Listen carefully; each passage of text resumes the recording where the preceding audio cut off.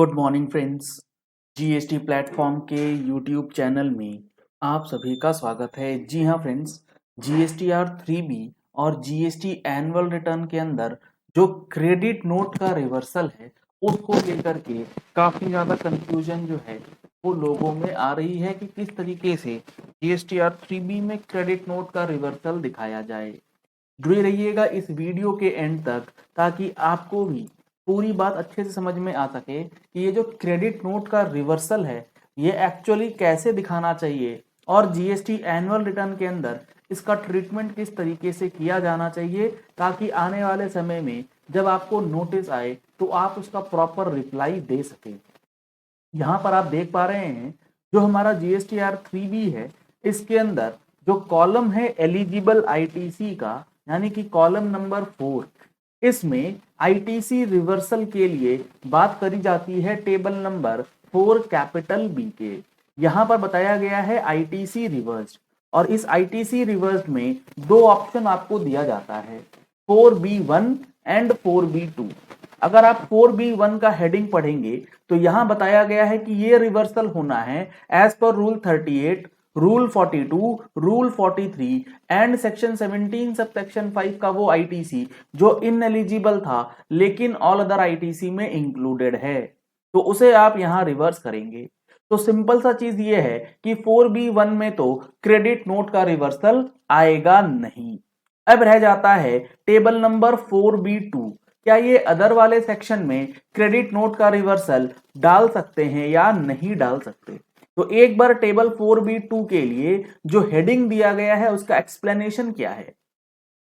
यहां अगर आप पढ़ेंगे आईटीसी रिवर्सल के लिए टेबल नंबर 4B2 में जो बात बताई गई है उसके लिए बताया गया है कि ITC which are not permanent in nature and can be reclaimed in future subject to the fulfillment of the conditions such as on account of rule 37 of CGST rules।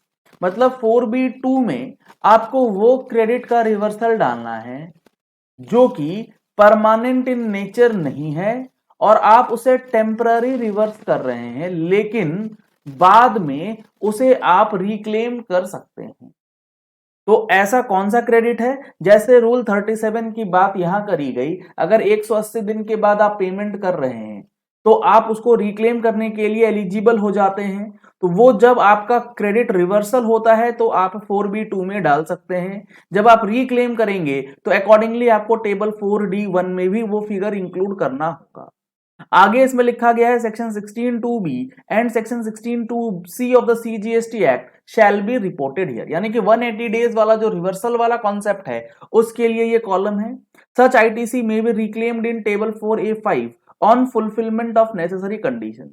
Further the breakup of all such reclaimed ITC shall also be shown in 4D1 and ITC availed inadvertently in table 4A in previous tax period due to clerical mistakes or some other inadvertent mistake may also be reversed here। यानी कि table 4B2 जो है ये लगभग हर किसी के लिए open है।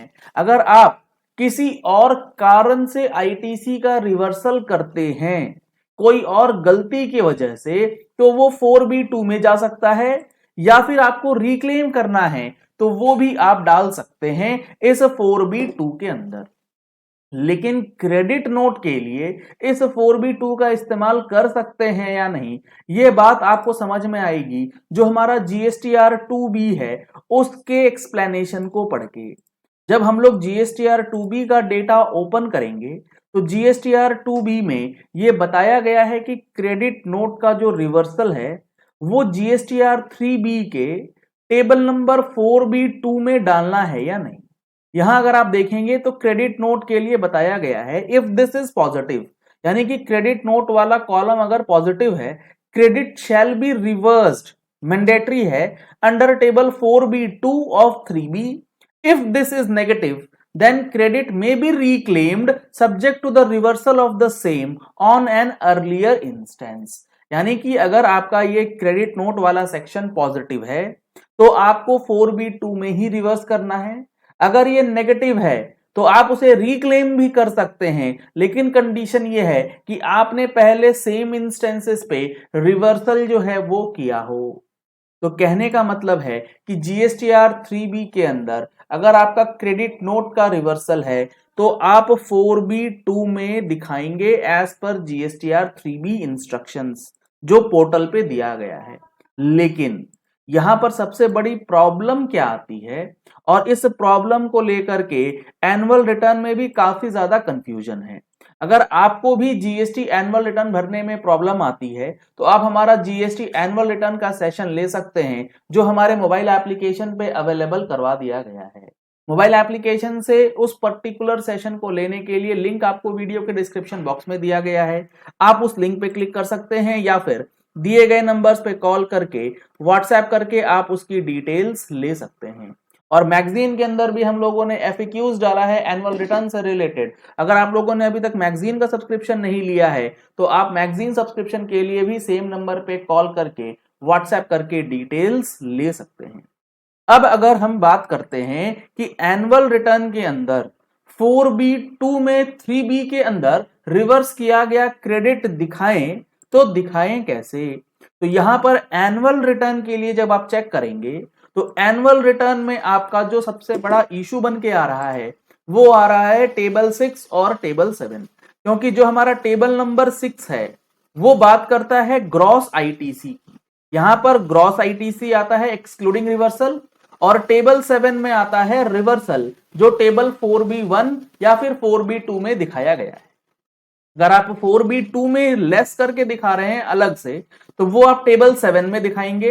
लेकिन समस्या ये है कि टेबल 8 में उसका डिफरेंस आपको दिखता रहेगा, नोटिसेस आने के पूरे पूरे चांसेस हैं। तो इस सिचुएशन में आपको करना क्या है, इस सिचुएशन में आपको टेबल 8 का रिकंसिलेशन करना है और टेबल 8 रिकंसाइल करने के बाद ये डिटरमाइन करना है कि ये जो डिफरेंस है ये किस वजह से है। अगर वो क्रेडिट नोट का रिवर्सल है और उसका डिफरेंस टेबल 8 में आ रहा है तो उसका रिप्लाई आपके लिए तैयार होना चाहिए कि ये जो रिवर्सल है ये बेसिकली जीएसटीआर 3B में ऑलरेडी किया गया है, but due to the lack of proper formulation in GSTR 9 format, it is not considered in table 8 and hence it is already shown in table 7।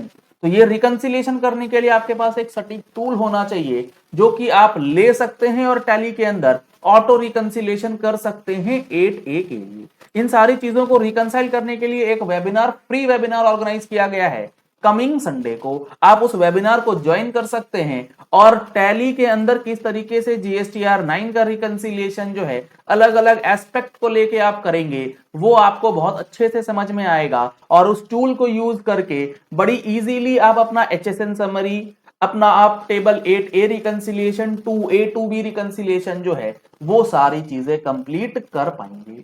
तो टेबल 6 में चूंकि gross amount आएगा, table 7 में reversal आएगा, लेकिन टेबल 8A में reversal वाला impact नहीं आता है। इसीलिए काफी सारे लोग ग्रॉस आईटीसी से लेस कर देते हैं, टेबल 4A5 के अंदर ऑल अदर आईटीसी में ही रिड्यूस करते हैं ताकि टेबल 6 और टेबल 8 जो है वो रिकंसाइल हो जाए। तो इसमें भी कोई गलती नहीं है, रेवेन्यू का कोई नुकसान नहीं है, या फॉर ईज ऑफ बिजनेस या ईज ऑफ प्रोसेस जो है वो किया जाता है। तो इस चीज को भी डिपार्टमेंट जो है वो लिबरल व्यू लेकर के देख सकता है। स्ट्रिक्ट व्यू लेने की यहाँ पर मेरे अकॉर्डिंग जरूरत नहीं है, क्योंकि अगर वो सारी चीजों को प्रॉपर नहीं करेंगे तो फॉर्म्स के अंदर मिसमैचेस जो हैं वो अननेसेसरी के रह जा रहे हैं।